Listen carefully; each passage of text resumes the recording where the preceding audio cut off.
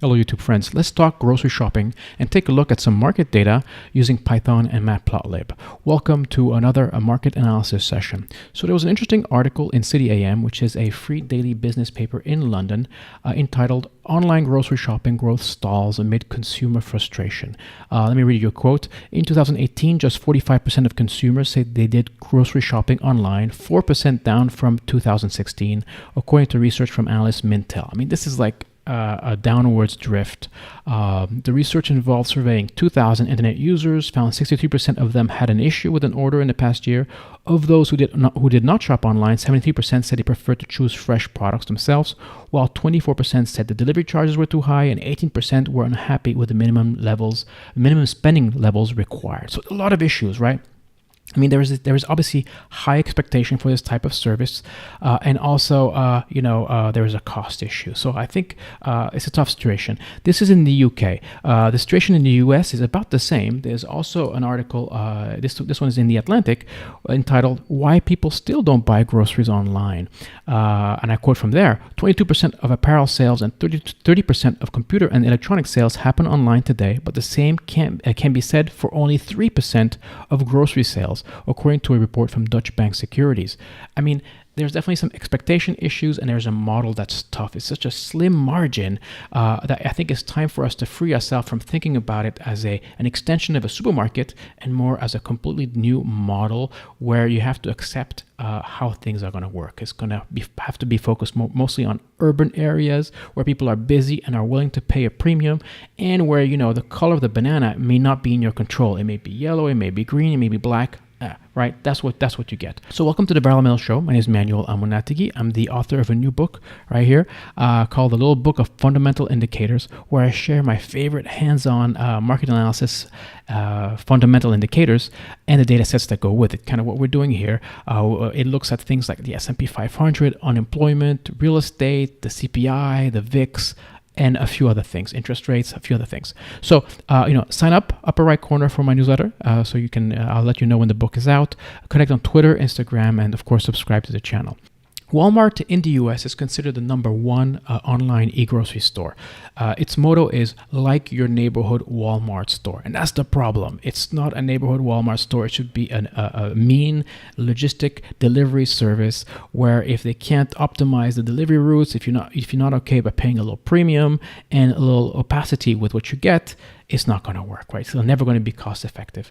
And that's the problem. We need to, free ourselves from the idea of, I'm not going to go to the supermarket. I'm going to do online. It shouldn't be the same, right? They're in a way, they're a different product. That's what I'm thinking. There's also other services in the US. There's Costco, Amazon, Pantry, Kmart, and there's Fresh Direct. So I know Fresh Direct because I used it. I love the online grocery model. And maybe 20 years ago, when I was living in New York City, I used Fresh Direct. I had my shopping list saved, and I could just log in, click one button, and choose a few time slots. And when a time slot came, these huge men with big boxes would come and would deliver them right into my kitchen. I loved it. It was such a time saver. And I knew that there was a little premium, but it wasn't huge, and I was extremely happy with them. But unfortunately, that really works only in some areas like New York City, San Francisco, where people can afford it and are really time conscious. Their time is so valuable; they're willing to pay for that benefit. In countries like South Korea, this model works really well because I'm assuming it's very much the same model. People are busy, they value their time, and they're okay with getting some surprises with with the delivery. Fresh Direct spent like 10 years trying to perfect this model. Like from 2000 to 2010, they were struggling with all sorts of issues, and only then did 2010 onwards did they succeed, and now they're in different states. The clincher for them was customer service and real-time monitoring. When they brought those things in to quickly tell you, where your deliveries are, when is it coming, and also as soon as you had an issue, immediately deal with it, people started loving it, right? So I think in conclusion, it's not a brick and mortar. It's not an extension of a brick and mortar supermarket. It's a completely new paradigm, and I think once we accept it, it's going to take off. I love it. I like going to the supermarket, but I also love the delivery. There are times that I just don't want to deal with it, and if I'm just going to get the same thing I normally get, bring it on. Bring it to me. So now let's go into the data. So I'm going to load a few things. I'm going to load the S&P 500, so we have it, so we can compare it. That's our map to the financial history over the past couple of years. We're going to get Kroger. Kroger is a very large chain of different brands of supermarket. Amazon is a big, has Amazon Pantry. They have Whole Foods, but we're not going to look at it just because it's such a diverse business. It's not going to really help us. I want to focus mostly on Walmart because it's the number one online grocery, and Kroger just because they're very much your typical supermarkets. These two, but we're also going to download XLP, which is a consumer select sector spider of consumer staples. Okay, so how do you download? Very easy. You go to finance.yahoo.com, enter the symbol you want. In this case, we're going to do GSPC, which is a symbol for the S&P 500. Once you have it, you hit the historical data tab, hit the period. We're going to want as much as we can, so go max, and that's going to give us data from 1950, which is nice. Go down, done, apply, and download. And that's going to download a comma delimited file with a date, an open, high, low, close, adjusted close, and volume to your local machine. So do that for all the other files here. Especially Kroger and Walmart, because we're going to be looking at those in depth. And make sure this notebook is pointing the same directory where your comma delimited files are. We're going to bring them in memory. What we do, I transform the date to a date time. First of all, we read them into a data frame, right? We cast a date to a date time because it's an object when it comes out of the box.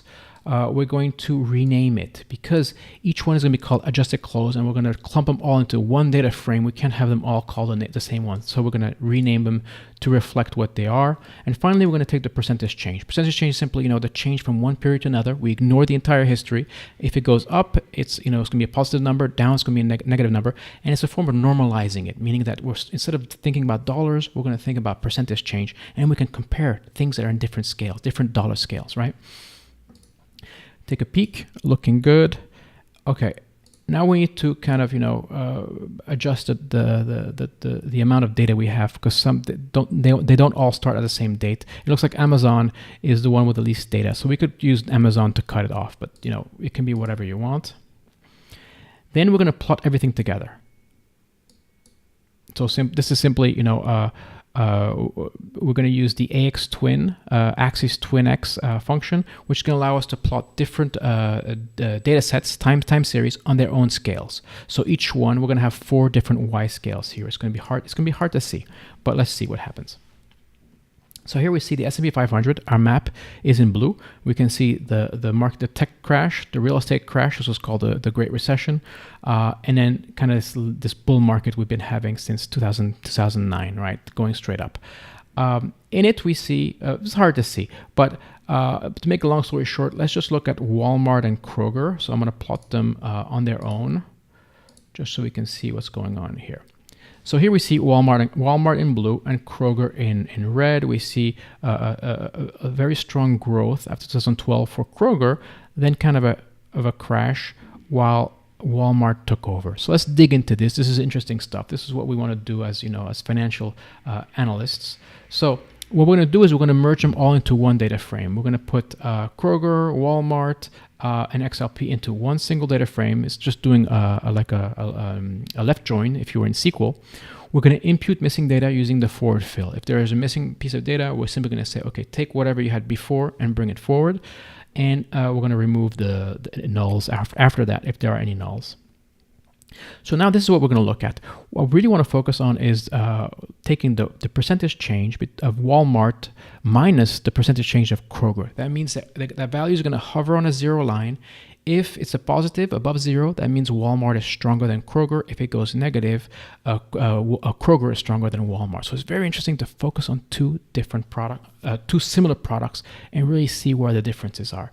This is really what we're doing, except we are going to overlay on its own scale the S&P 500, just so for our historical financial map. But here is a zero line, right? And so you can see in this situation, we can see Kroger is stronger than Walmart. And here too, Kroger is stronger than Walmart, right? So this becomes very interesting, right? This is a period I want to focus on, right? So we see that the markets we're in a bull market here, right? From 2019 to today, markets are just going up, up, up. why is Walmart struggling here? Well, one thing you can do is you can look at the dates. So here we clearly see that, let's say it's 2013, let's say. You can look in the news. And that's what I did. So I opened and I found some interesting things. In 2014, articles on monthly food, Walmart is falling apart before our eyes, right? Walmart is no longer the popular retailer it once was, and beneath the surface is starting to show the same cracks that brought Kmart and Sears to their knees, right? Amazon has taken over, blah, blah, blah, blah, right? And then, so this kind of could represent, right, 2014 is this whole period, right? Walmart was struggling, and then it beats Kroger here. It's stronger than Kroger. Another article, you keep looking and you keep finding it. Walmart online sales grow 33%, and this was in 2018. So that's how I do my analysis, right? If I really like something, I want to focus on it. I'm going to drill into it. I'm going to subtract the percentage change of one minus the other, and then I'm going to be able to tie it to either my S&P 500 map or tie it to the news. Because this is going to easily give you dates, and you can easily go to whatever news, just Google it, and you'll be able to figure out what's going on. So again, I don't have a secret indicator here. All I am is showing you how, if I see an interesting article like saying online grocers are in trouble, you can find the product like an ETF or an index or a particular stock like we did here with Walmart and Kroger, and do this kind of math on it, right?